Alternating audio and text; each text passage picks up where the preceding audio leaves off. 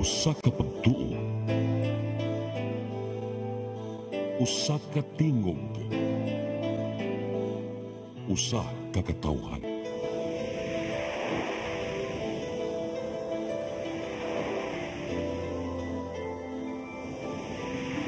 Cebu Catholic Television Network.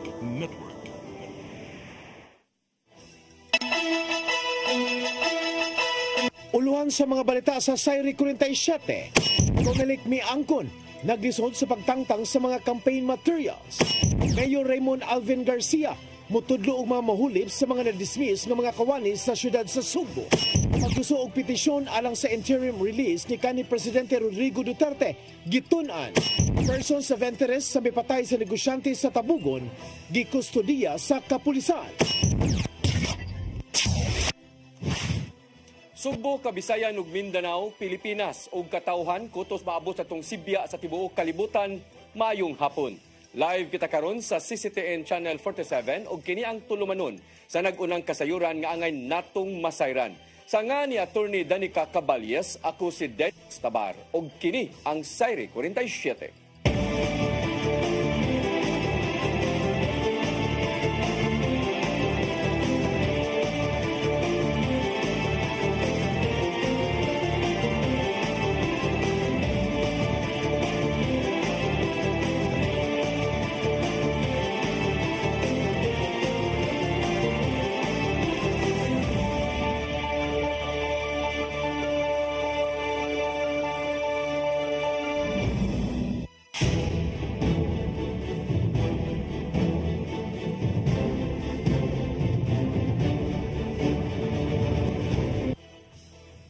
Ug karon sa kumpletong detalye sa atong mga balita, Commission on Election 7 nakahipos og kapin 11,000 ka mga campaign materials atol sa Uplan Baklas niadtong Marso 28. Giangkon sa kadagkuan nga naglisod sila ang mga sakop sa pagtangtang sa mga poster ug tarpaulins. Ang kasayuran ihatod ni Gian Navarro. Nakahipos ang Commission on Election 7 og 11,131 ka mga posters ug tarpaulin gikan sa mga politiko sa Cebu ug Bohol niadtong Marso 28. Atol kini sa mas gipakusgan nilang Uplan Baklas dungan sa nimong pagbukas sa local campaign period yan ang panahona. Matud di Comelec 7 Director Attorney Francisco Pobe nga kadaghanan sa mga gipangtangtang nagagikan gawas sa mga common poster areas. Samtang adunay uban nga nalangkat gikan sa mga pribadong Pinoy-anan. Napil usab sa mga gipangtangtang kadto mga posters nga nakabutang sa government properties diin ginadili kini sa balaod. Dire dagko kaayo an exception ani kadto mga tarpaulins and LEDs with corresponding contracts with the owners of these properties. Unya katong dagko magamit ninyo ni ibutang ninyo during sa rallies or ibutang lamang sa inyong headquarters. Other than that, violation na. Sumaw ng tangkaso na mo. Gibunya ko sa Dipobe nga nagkalisod ang ilang mga sakop sa pagpanangtang sa campaign materials atol sa Uplan Baklas. Sumapa niya nga doon mga tarpaulins nga gigamitan pa og baga nga lansang maong madugay sila sa pagtangtang. Samtang adunay ubang campaign streamers nga gihiktan pa og baga-baga nga wire aron lang maplastar og tarong sa mga steel frames. Mga tire kanang tie wire nga lisod na kaayo and we need really some equipments ka para matanggas na mo og dali. Otherwise, diha na matanggong sa kalangay nga di na mo maximize ang operation lang ka. Apan bisan pa man, padayonon nila ang mas gipakusgan karon nga Uplan Baklas karong local campaign period. Uban ang mga hingtungdang ahensya sa gobyerno. Sama lang kini sa Department of Public Works and Highways, Department of Environment and Natural Resources ug uban pa. May painumdum usab si Pobe nga gamiton yun sa mga kandidato ang biodegradable materials aron pagplastar na sila mga campaign posters ug uban pa. Among target is weekly but sa possible I encourage sa ato mga field personnel mahimo kung makaya nato on a per 3 days interval himo nato kay daghan gyud ang areas pa kinahanglan i-cover. Navarro, CCTN News. Municipal Trial Court ni basura sa motion for reconsideration sa petisyon nga dili i-appeal sa listahan ang mga botante nga kapin sa 200 ka giingong mga flying voters. Tungod niini sila nagpabilin sa listahan diha sa Commission on Elections sa Mandawi. Ang kasayuran ihatod ni Mary Rose Sagarino. Matud ni Attorney Carly Guillermo ang legal counsel ni Ernie Manatad nga niadto pang Marso 20 na dawat ang maong desisyon sa Municipal Trial Court. Gibasura sa korte ang motion for reconsideration nga ilang gisangat kabahin sa 275 nga giingong flying voters sa Mandawi. Makahinumduman nga misangat si Manatad sa petisyon pagtangtang sa kapin 200 ka mga transfer voters ngadto sa listahan sa COMELEC tungod matud pa wala nagpuyo sa Mandawi. Gikabalakan nga posibleng makaapekto ang mga transferees sa resulta sa umaabot nga eleksyon. Apan gibasura ang petisyon sa korte. Human adunay pipila ka mga respondent nga mitambong sa hearing nga matud pa makapaduda sa pangangkon nga wala mailhi ang ilang Pinoy-anan.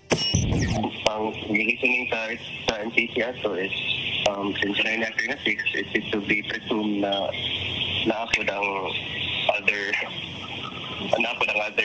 pinaka-hundred sa ilahang rightful voters gid sila sa ilang place. Matod sa COMELEC Mandawi nga kasamtangang magpabilin nga makabutar sa umaabot nga eleksyon sa Mandawi ang maong transfer voters. Magpaabot ra magumi sa court order. If there is a court order for exclusion, that is when ato lang sila manually cross out. Pero for as long as walay order to exclude, then that means included pa sila sa atong voters list. Wala pa mipasaka og apilar ngadto sa Regional Trial Court ang kampo ni Manatad og wala pa sila makadesisyon sa ilang sunod nga aksyon. Mary Rose Sagarino, CCTN News. Gisaulog kagahapon ang adlaw sa Muslim community sa Dakbayan sa Lapu-Lapu ang Eid al-Fitr. Dulaan sa 4,000 ka mga maranaw Muslim ang nagtapok sa Hopes Dome o nagsugod sila sa ilang pag-ampo pasado alas 7 sa buntag. Samtang ang dulaan sa 500 ka mga balik Islam dito nagsaulog sa usa ka tunghaan sa Barangay Pahak ug naminaw sa Cebuano sermon sa Imam. Matod ni Haji Muhammad Nur Pancho, usa sa mga Muslim leaders sa Lapu-Lapu nga usa sa ilang giampo mao ang kalinaw ug panaghiusa sa tibuok nasod. Dugang paniana gilakip usab nila ang ilang pag-ampo ang kahapsay ug kalinaw atol sa piniliay. Ang among giampo nga wala untay kasamok nga mahimo nga tibuok mga Muslimin sa daigigan. Especially karong eleksyon unta ang kalinaw ug panag-usa ang sinabtanay unta na mahitabo nianing mga maabot nga eleksyon. Kanhi Cebu City Mayor Michael Rama may question sa kaduhang dismissal order nga gipahamtang sa ombudsman ngadto kaniya. Samtang ikonfirma usab sa kanhi opisyal nga dunay nakaong-ong nga warrant of arrest batok kaniya sa kasong nepotismo. Ang kasayuran ihatod ni Gian Navarro. But I'm telling you, only death can stop me from running. And I fear no one except God, of course my wife. Kini na lang ang nimong gibati ni kani Cebu City Mayor Michael Rama human sige pahamtangan og laing dismissal order gikan sa ombudsman. Nahukmang sad-an ang kanhi mayor og 5 ka mga sakop sa Bids and Awards Committee tungod sa kasong grave misconduct o conduct prejudicial nga makapekto sa iyang posisyon. May kalabutan ang giluwatang desisyon sa reklamo ni Jundel Buntuyan nitong Agosto 2023 sa questionabling garbage collection contracts ngadto sa 3 ka mga kumpanya nga walay competitive bidding. Tungod sa maong desisyon, gi-question ni Rama ang nimong kaligdong sa ombudsman bisan pa man og adunay nakit-ang igo ug lig-ong ebidensya. Be called ombudswoman. Maramang dili man gigawas ang kasing-kasing. Ang among gi-file 3 years na hapit. And that's a solid plunder case. Dili man ako ako lang submit sa NBI. Ang NBI ato sa ombudsman. Ikatingala sab sa mong kampo ang panahon sa pagpagawas sa mong desisyon karong nagsugod na ang ting kampanya. Matod ni kanhi City Administrator Attorney Colleen Rosel nga susama ang kaso nga giduson nitong 2021 apan gibasura lang kadugayan. Balik naman gud ang Supreme Court ini unya i-acknowledge na sa ombudsman. Katingatan kayo nga bisag ingon ana ang sitwasyon, ang mayor nga iyang buhat maulang ang pag-approve sa usa ka butang nga on its face regular unya presume nga regular sa ang trabaho sa mayor nahimo na noong dismissal. Nakita nila nga bisan pa man sa mong legal nga hagit, dili hinuon kini makaapekto sa iyang kandidatura pagkamayor sa syudad. Sa laing bahin, gikumpirmar ni kanhi Mayor Rama nga naay nakaung-ong nga warrant of arrest batok niya sa San Carlos City, Negros Occidental sa kasong kalapasan sa anti-graft nga may labot ang nepotismo. Gikatingalahan niya kini nganong naduso man among dokumento bisan pa man og anaara sa Cebu City ang jurisdiction sa mong issue. Nakahatag usab sila og bail nga mokabat ngadto sa 270,000 pesos sa korte dinhi sa syudad sa Sugbo. Everybody, our new firm, then monitoring it. Meron, nindot ko sa gnuunan. Nangalan doon, alang iwaran sila. Oh, iwaran. Bawaan mo. Dito, at large. Nasa ito, warrant to be issued. Sana. Ipangandaman ni noon sa legal team ang trial ni Rama. Human nila na diskubrihan ang warrant pinaagi sa online. Gian Navarro, CCTN News. Samtang subay sa maong balita, nilusot na ang warrant of arrest sa kanhi Mayor, Dismiss Mayor Michael Rama karong adlaw apan gibutyag usab sa kanhi mayor nga dali sila nakapiyansa nga mo kantidad og 270,000 ka pesos alang sa temporaryo niyang kagawasan. Sa lain nga balita, gikatakdang itudlo ni Cebu City Mayor Raymond Alvin Garcia ang mga mugulip sa katungdanan human gitangtang sa ombudsman ang 5 ka mga empleyado sa City Hall. Nagagikan sa mga sakop sa Bids and Awards Committee ang giapil sa dismissal order tungod lang sa questionabling kontrata sa garbage collection sa syudad. Matod ni Garcia nga gikinahanglang makatudlo siya sa labing dali nga panahon og bag-o nga mga empleyado aron dili usab matanggong ang operasyon sa City Hall. Gikinahanglan usab sila nga makig-alayon sa Commission on Elections aron tugutan nga maka-appoint siya og mga empleyado sa nabakanting katungdanan.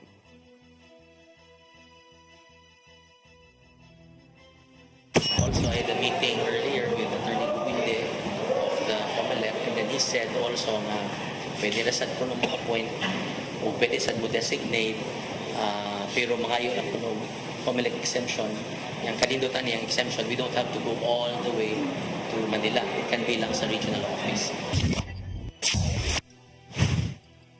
Adunay igong dokumento ang kagamhanan sa lungsod sa Dalagit aron dipinsahan ang reklamong gipasaka batok sa kadagkuan. Kini ang nahimong pasyonang reaksyon ni Mayor Ronald Alan Sisante human siya gipasakaan og kaso sa National Bureau of Investigation 7 og laing napo ka mga opisyal. Giduso sa ombudsman ang kasong kalapasan sa Anti-Graft and Corrupt Practices Act, malversation of public funds o grave misconduct tungod sa questionabling road repair nga proyekto. Matod ni Sisante nga nitambong sila sa investigasyon sa NBI 7 sa miaging buwan aron papakita sa ilang ebidensya. Nasuta sa investigasyon nga gitrabaho sa LGU ang kapin 9 milyones pesos nga road repair project sa barangay Poblasyon inay sa kontraktor nga gikuha sa DPWH.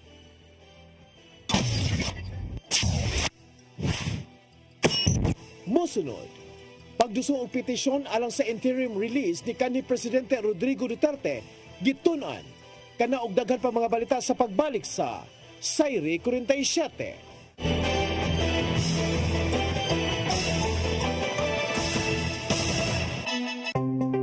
Discover the beauty of the Philippines.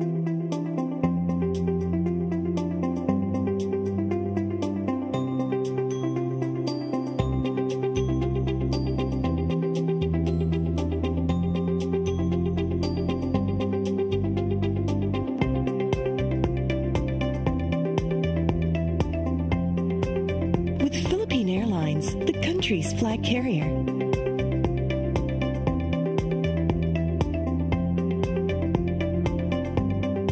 The airline that lets you feel the warmth of the nation.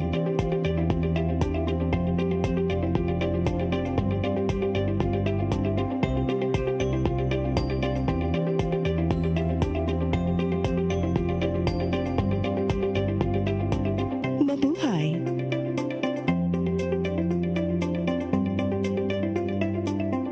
Kaiba sa mga politiko, matagal nang ginagawa ni Ariel Querubin ang ipaglaban tayo. kahit sariling buhay inaalay. Ngayon, iba ang laban. Pero tuloy ang misyon ni Ariel Quirubin. Ang ipaglaban tayo. Kung medalya ang sukatan at hindi pera, si Ariel Quirubin ang ating bayani na karapat-dapat sa Senado. Pag may Ariel Quirubin sa Senado, may bayani tayo sigurado.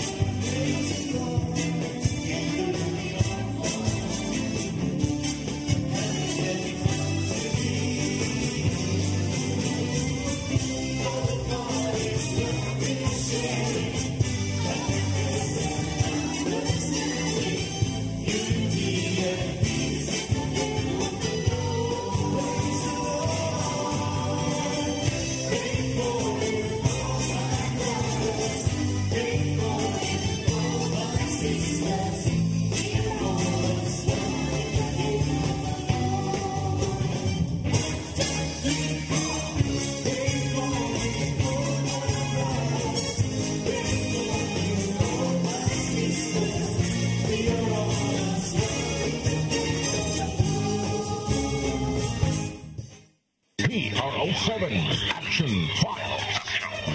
Mga panghitabong naglambikit sa katawan. Ihatagan ng aksyon o kasulbaran sa kapulisan. PRO7 Action Files. Base sa talaan sa Police Regional Office 7. Nakarating panayong gisubay at hanggang katinawan, pinaagid ng maong tulumanon. PRO7 Action Files. Abang kaninyo sa Police Regional Office 7 o NTV CCTN.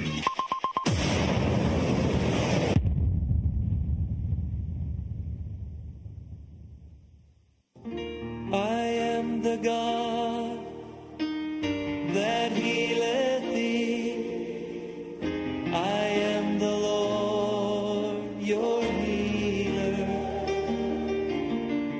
I sent my word and healed your disease. I am the Lord, your healer. I am the God that healeth thee. I am the Lord, your healer. I sent my word and healed your disease. I am the Lord, your healer. I am the God that healeth thee. I am the Lord, your healer. I sent my word and healed your disease. I am the Lord, your healer. I am the God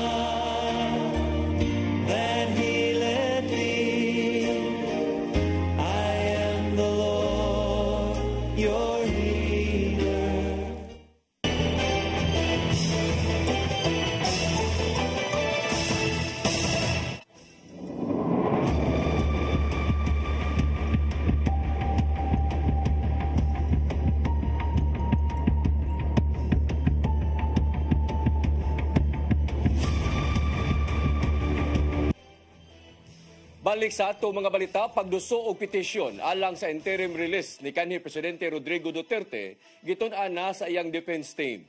Matod sa usa sa mga abogado nga gikinahanglan kini og sakto og timing aron maduso sa International Criminal Court. Ang kasayuran ihatod ni Mary Rose Sagarino.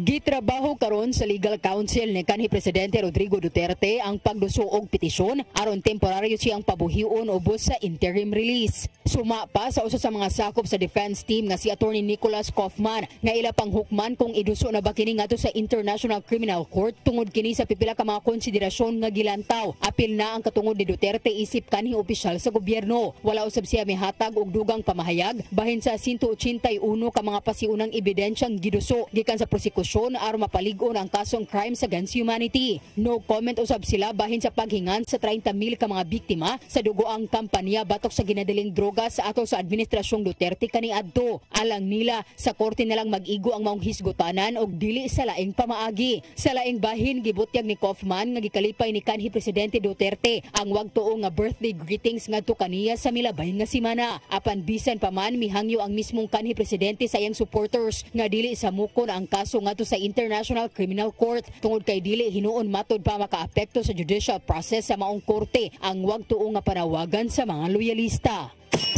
Mary Rose Sagarino, CCTN News.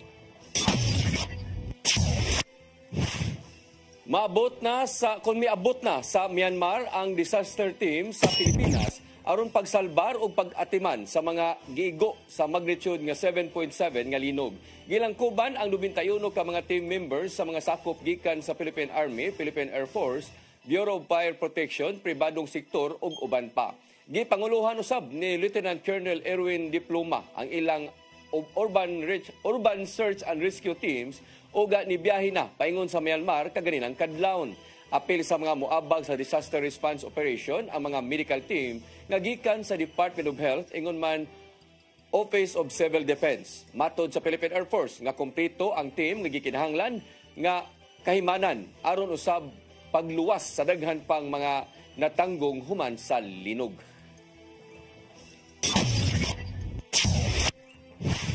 Moabot sa kagatos ka mga kaso sa fruit drinks ang nayabo o nangabuak diha sa karsada sa barangay Tipolo, siyudad sa Mandawi. Human niluag ang binder sa truck nga nagkarga niini. Ang kasayuran ihatod.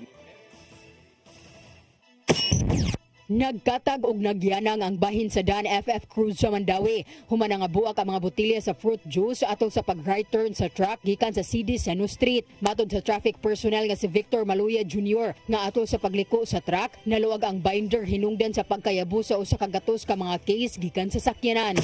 Kalapay sa case beer ug ayantahin niya murag naigo ginadian something na anak na anak siya ba. Moto dili na pita dayon hagtak ni largo dayon. Midagang gitag mga pila ka mga 1 hour kapin. Dugang pa sa mga nabuak nga botelya, pipila ka mga tao ang ningkuha sa wala na daot nga fruit juice nga nidugang sa danyos. Gibana-bana nga mokabat sa 30,000 pesos ang danyos sa mga fruit drinks nga nayabo. Ang fruit drink ihatod unta paingon sa bodega sa Barangay Subang Dako. Daghan patag itog napunit ganina nya. Dugay man gud mi naabot so wala mi kabadlong sa uban ba nabitbit na. Ang uban nabawi na ko pero ang uban wala na nabitbit na gyud. Ang sakop sa team kauban sa staff sa dealer ang nagtinabangay sa paghawan sa daan. Hinungdan sa moabot usa ka oras nga traffic sa FF Cruz. Ang driver sa truck giisyuhan og citation ticket sa team tungod sa traffic obstruction ug unsafe cargo. Mary Rose Sagarino, CCTN News. Kabumbiruhan sa siyudad sa Sugbo nakatala og 31 ka mga insidente sa sunog niadtong buwan sa Marso. Gipangandaman nila ang posibleng pagtubaw sa daghang sunog ding panahon sa ting-init. Ang kasayuran ihatod ni Gian Navarro. Gibutyag sa Cebu City Fire Office nga naa sa 31 ang natalang sunog sa dakbayan niadtong buwan sa Marso. Mas ubos kini itandi sa 39 ka mga fire incidents niadtong March 2024. Matod sa information officer nilang si SFO2 Wendell Villanueva nga mukabat tanan-tanan og 10.7 million pesos ang gibiling danyos. Apil sa mong insidente, mao ang sunog niadtong Marso 29 sa buntag sa barangay Mambaling, siyudad sa Sugbo. Usa sa mga anggulong gisusi sa kabumberuhan mao ang pagduwa og posporo diin nisangput kini sa pagkalas sa tulo ka mga bata. Apan bisan pa man, gilauman nila ang pagtumaw sa mas daghan pang sunog karong nasulod na ang nasod sa dry season. Sumapaw sab ni Villanueva nga andam ang 15 ka mga fire trucks gikan sa LGU o sa Bureau of Fire Protection sa pagresponde. Naka-standby na usab ang fire brigade sa kadaghanan sa mga barangay. Namo tayo mga atong gitawag og force multiplier kining mga 53 ka mga barangay fire brigades nga natukod nato no dinhi sa Dakbayan Subo.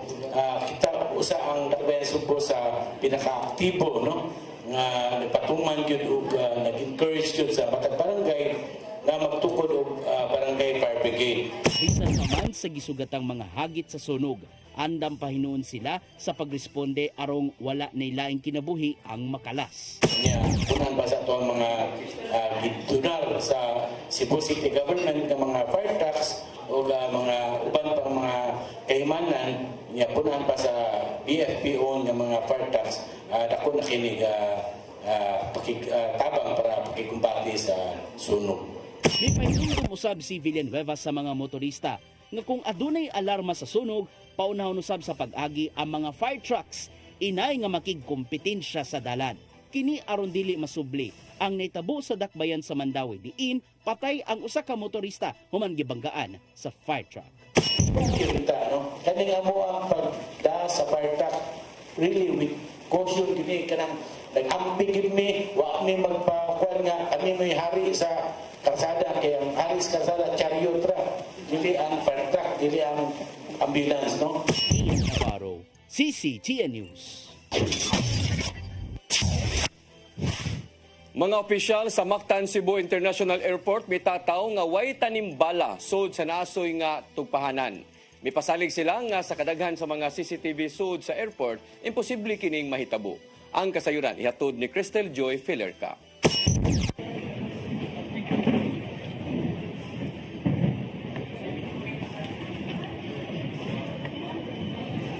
Mora man ni?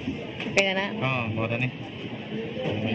Kini ang actual video sa pag-abli sa hand carry luggage sa 47 anyos nga babaeng pasahero sa Mactan Cebu International Airport kung diin nakuha ang upat ka bala nga gisud sa usa ka blue pouch. Ang mga pasahero nga usa ka HR manager ug taga-Dakbayan sa Lapu-Lapu molarga unta padung sa Tacloban ni adtong Marso 27 sa hapon. Apan mihatag og katin-awan ang mga opisyales sa MCIA nga dili tanimbala ang nahitabo ug way susamang modo sulod sa maong airport. Gani kaganihang buntag gipakita nila pinanguluhan ni Attorney Glenn Napoli, ang Assistant General Manager sa Mactan Cebu International Airport Authority, ngadto sa mga sakop sa media ang proseso gikan sa pag-abot sa mga pasahero hangtod na sa screening sa mga hand carry luggage aron mapamatud-an nga imposibleng mahitabo ang tanimbala sa MCIA.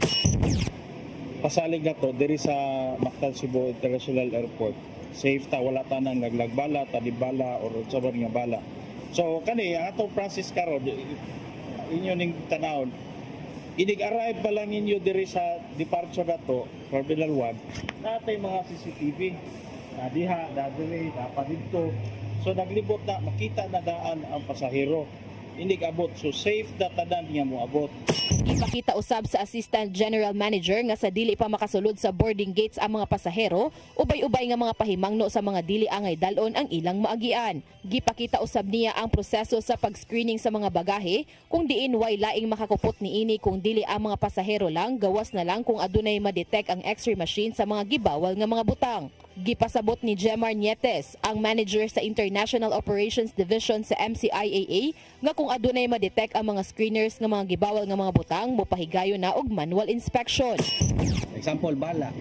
So pagkakita niya sa bala, automatic na niyang i-save ang image dito sa system sa kuan. And then iya na siyang i-reject. The moment niya inigawasan na sa tunnel sa bagahe, padulong na dito sa reject nga lane, which is padulong siya sa baggage inspector. Pero before na niya i-reject diha, manawag na siya og supervisor, team leader, nga na ako'y nakita na nanibala. So si supervisor automatic mutawag og pulis. Apan gidugang usab niya nga dili kini ablihan sa screeners kung way pagtugot sa tag-iya sa bagahe ug way presensya sa kapulisan. Gitataw usab ni Attorney Napuli nga dili kini binuhatan sa mga screeners ug wa sila'y kahigayunan sa pagbuhat niini tungod sa mga CCTV nga nakapalibot sulod sa airport. Now, kung naay makitaan, bala, armas, labi na karon kay election ban, dili na to i-blame ang mga screeners. Nanigkabot na narbaho ra taon ni sila ba? Kanang luoy kay sa social media, dagang kay atake o lagdagbala ng sana tanim bal.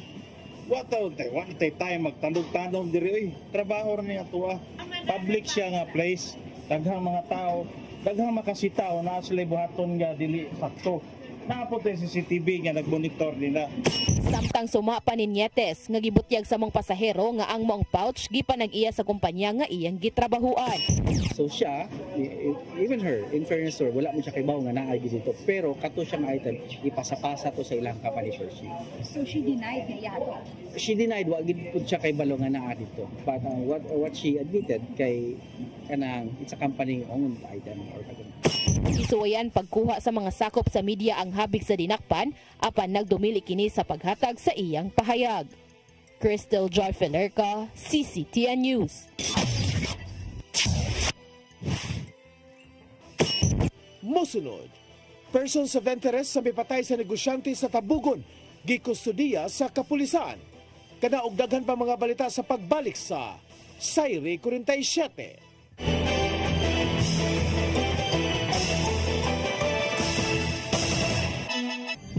Ito ang programa kung saan magko-collaborate ang ating mga ozone na doctors para ibahagi ang kanilang kaalamang medikal. I believe with all my heart that the Lord is allowing us to understand that He's the one who are extending this life and we have to take care of our body. Yes. Matag episode, among ipaambit ninyo ang mga healing testimonies. Every day, pag gising mo, iisip ko kung ilang taon na lang yung katagal ko. Yung ganun. This is your path to a new start. OzoMed Wellness Clinic New Start. Napapanood every Saturday, 8 to 9 a.m. Og ang replay airing matag Miyerkules, 1:00 hangtod 2:00 sa hapon, dinhilang sa CCTN Channel 47.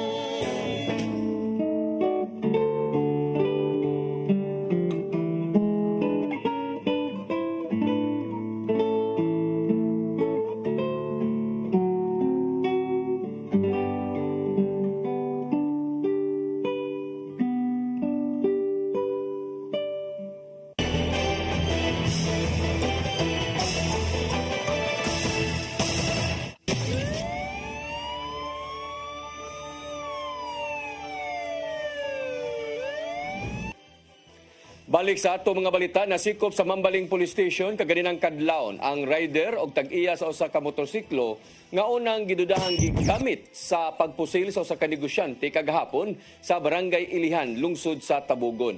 May nunduman nga patay diha-diha si Dionisio Dosdos Jr., tag-iya sa Dons Hardware and Construction Supplies sa lungsod sa Bourbon.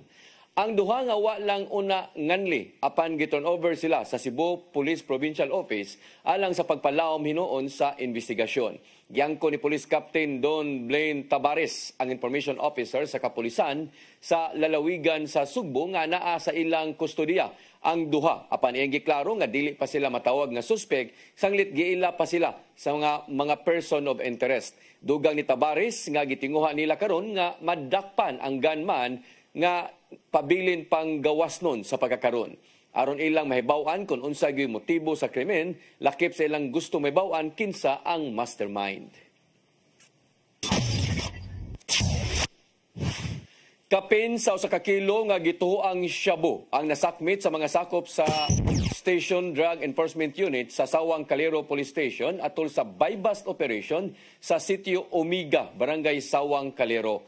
Giila ang dinakpan nga si Norman Mendoza Gokong, 37 anyos, o usa ka high-value target o bag-ong identified resident sa Sitio Lawis, Barangay Mambaling, Dakbayan sa Sugbo.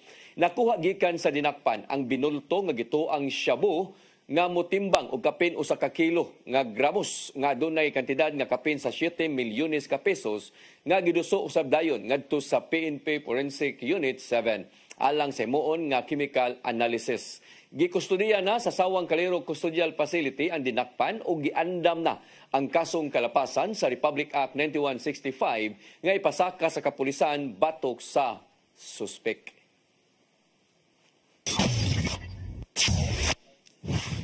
Mao kadtong naglangkob sa atong mga balita sa Sayre 47, ako si Dennis Tabar ug sangan usab ni Attorney Danica Caballes. Hangtod ugma ninihigapon sa inyong paboritong tulumanon, Sayre 47.